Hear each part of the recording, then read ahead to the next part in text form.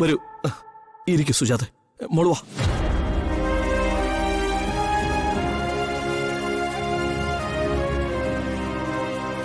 ഇവിടെ നിങ്ങൾ ആരെയും പേടിക്കേണ്ട കാര്യമില്ല.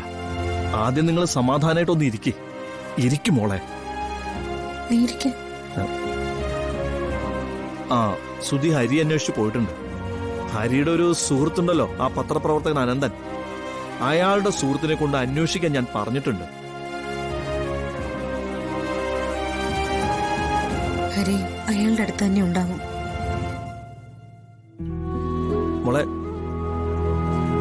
നിത്യ, നീ എന്തൊന്നും പറയാത്തത്? ഒന്നുമില്ല ചെറിയച്ച. എന്നിവിടെ ചെറിയച്ചന്റെ അടുത്തെത്തിച്ച് സുരക്ഷിതമായി നിർത്തുമ്പോഴും അമ്മയുടെ മനസ്സിലെ തീയാണ്. അച്ഛന്റെ കാര്യം ഓർത്തിട്ട്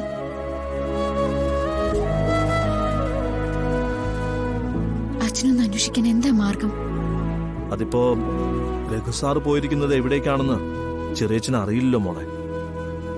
പിന്നെന്ത് ചെയ്യാനാ? രഘുവേട്ടൻ എന്തിനു വേണ്ടിയാണോ വേഷം മാറി അവന്റെ കൂടെ നിന്നത്,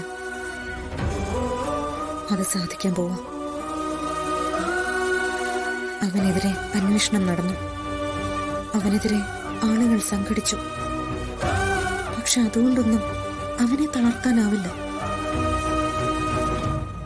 തോൽക്കാൻ പോകുന്നു എന്നൊരു തോന്നൽ വന്നാൽ അവൻ പിന്നെ ചെയ്യുന്ന കാര്യങ്ങളൊക്കെ കുഴപ്പം പിടിച്ചതായിരിക്കും. ഈ ജെആറിനോട് വളരെ അടുത്ത ചിലരുണ്ടല്ലോ, ഓഫീസിലെ സ്വാമി, പിന്നെ വീണയുടെ ഭർത്താവ് വിപിൻ. അവരാരെങ്കിലും കാണേണ്ട രീതിയിലൊന്ന് കണ്ടാലേ രഘുസാറിന്റെ കാര്യത്തിൽ ഒരു ഉത്തരം കിട്ടും.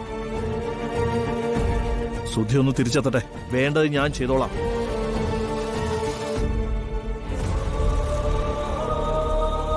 ഒരിക്കൽ സുജാത എന്റെ ഏട്ടനൊരു വാക്കു കൊടുത്തു, ഒരു കാരണവശാലും എന്റെ മോളെ കൈവിടില്ല എന്ന്.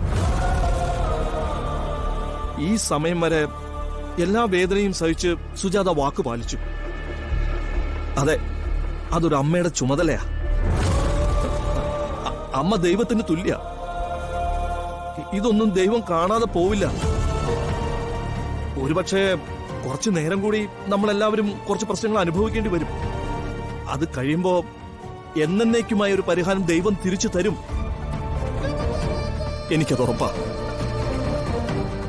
ഞാൻ വരട്ടെ, എല്ലാം ഭംഗിയായിട്ട് നടക്കട്ടെ.